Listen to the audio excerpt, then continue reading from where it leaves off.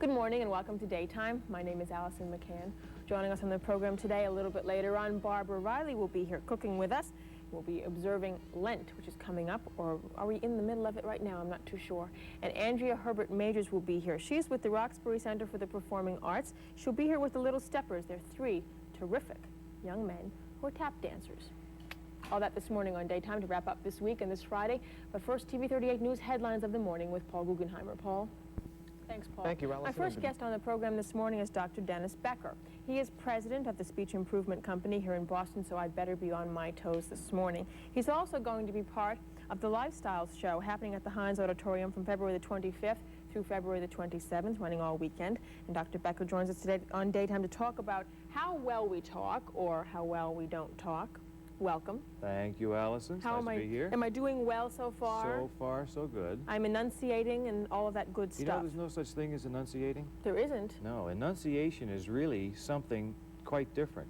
We've become used to using the word enunciation, but it is really made up of two other things. One is articulation, and the other is pronunciation. And they're both very different, so that's your first lesson. Okay, thank you. There'll be a quiz at the end of the segment. Right.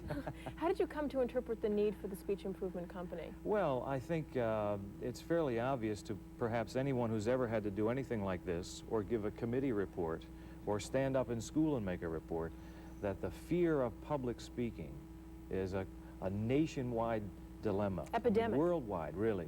It's a kind of a human dilemma. And so it's been obvious for a long, long time. We certainly didn't discover the marketplace out there. But 18 years ago when we started the company, it was obvious that if we could help people, there was a way to do that, and this was the way to do it. Is it true that some people are more afraid of speaking publicly than they are of dying? Oh, yeah. I mean, it's true. I mean, it's hard to believe that that could be true, but there are some people who would rather face a life-threatening situation and have to stand up in front of a group and give a small talk or a report. It's just devastating for some people. Are most of the people who you work with corporate people? How does it balance out? See, our company is balanced actually about 80-20 corporate work. We do about 80% of our work in the corporate setting with businesses, people who talk for a living. They might be bankers or architects, or in fact we do a lot of work with people in broadcasting, politicians. We were involved with the recent governor's race. We worked with several candidates in that race.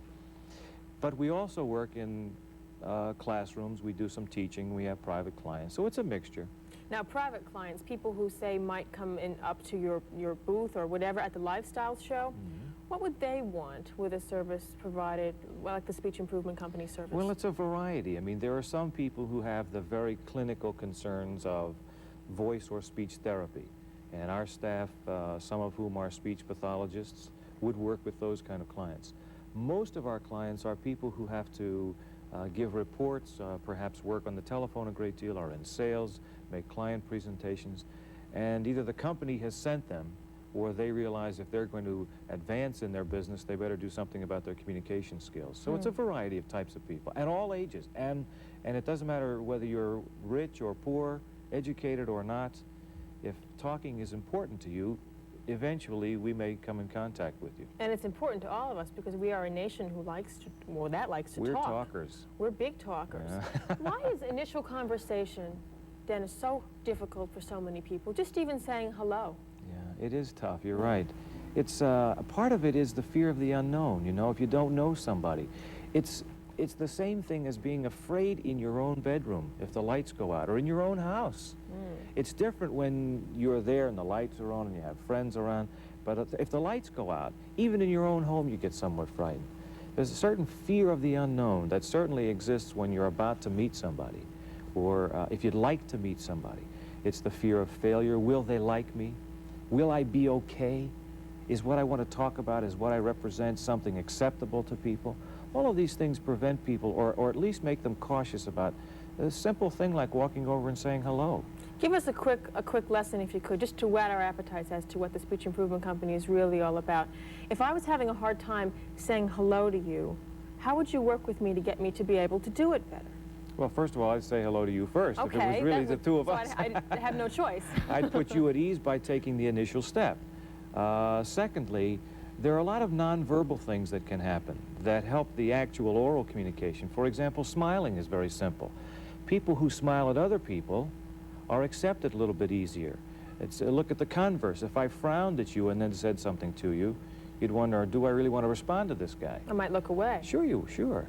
So even nonverbal things like smiling, looking at the other person, not standing or sitting too close is important. This is before you even open your mouth. Then look at such things as, what do I say? Do I say hello? Do I ask a question like, how are you?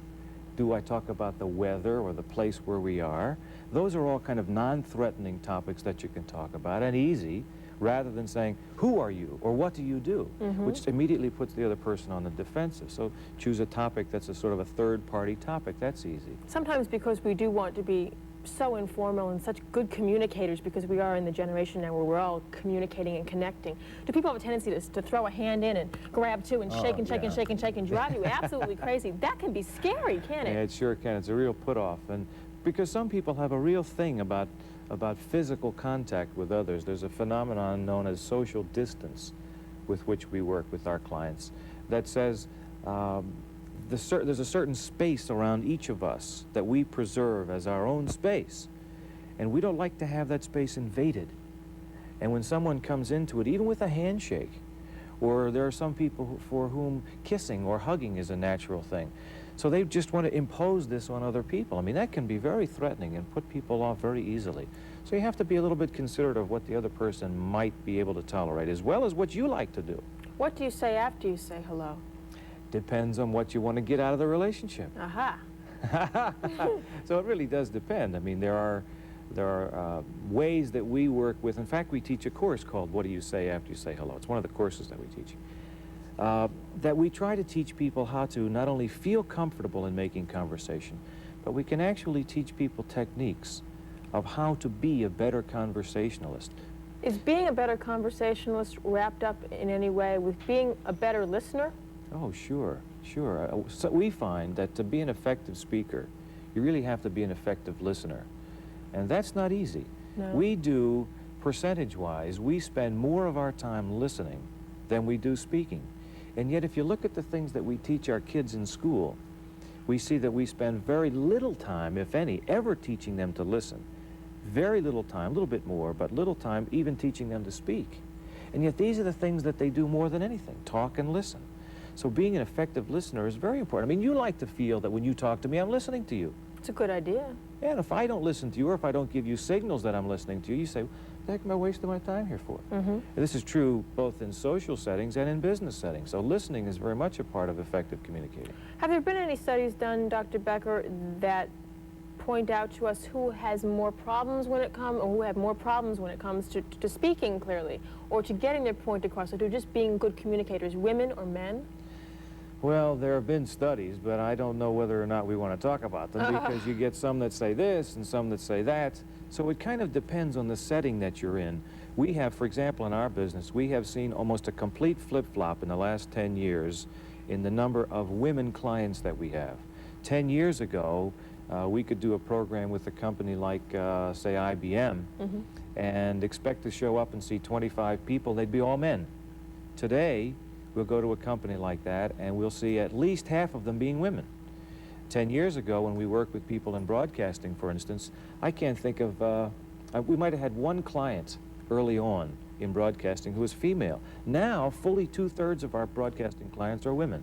There's been a big change in society, in people, and I think it's been a long time in coming, and fortunately it's coming. Talk a little bit about the Lifestyle Show and what you'll be doing there specifically. This is an interesting show. The Lifestyle Show is a program that's happening at the Heinz Auditorium, and perhaps your viewers are aware of it. It's happening at Heinz Auditorium this Friday, Saturday, and Sunday. And we are not trade show type people. We're a very private consulting firm. But we do this show once a year. This is the only show we do in the country because, first of all, it is very well run. The people who run the show are friends of ours and run it very well. Secondly, it appeals to a part of our lives which we most of the year don't get time to look at, and that's the kinds of things we like to do.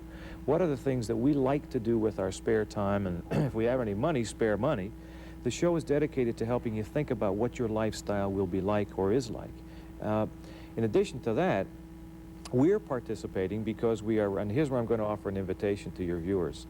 We are offering and conducting a public speaking contest. Uh-oh. It's open to anyone. If you'd like to participate in a public speaking contest, all you have to do is show up on Sunday, 1:30, At the Heinz. at the Heinz. The topic is, what will the lifestyles of Boston be like in the year 2000? It's a 3-minute speech. We have some beautiful trophies for the first 3 winners. So do your thing, prepare. We'll be there all weekend. It's a good idea if you'd like to come around Friday and Saturday and talk to us. We'll give you some hints on preparing. We're not judging it. It's being judged by some local folks and from the broadcasting industry, and it's going to be a lot of fun and a real challenge for those people who think that they're pretty good at this public speaking stuff. Sunday at 1:30 at Sunday the at Heinz. 1:30 at the Heinz. At the Lifestyle And we'll Show. get you in free if you're a contestant. Is that right? All you got to do is contact us ahead and let us know. Talk about good bait bad, huh? to go to the Lifestyle Show. Thank you, Dennis. Pleasure, Allison. Dr. Dennis Becker, who's the president of the Speech Improvement Company here in Boston. You can meet Dennis, Dr. Becker, at the Lifestyle Show at the Heinz Auditorium this weekend, beginning on Friday the 25th and running straight through Sunday or Saturday? Sunday. Sunday at 7. 27th. And Right. Sunday at 1:30 at the Heinz. There's a public speaking contest, and who knows, maybe you could walk home with a big trophy. Never know. We'll take a break with the program this morning, but be back with more Daytime. Stay tuned.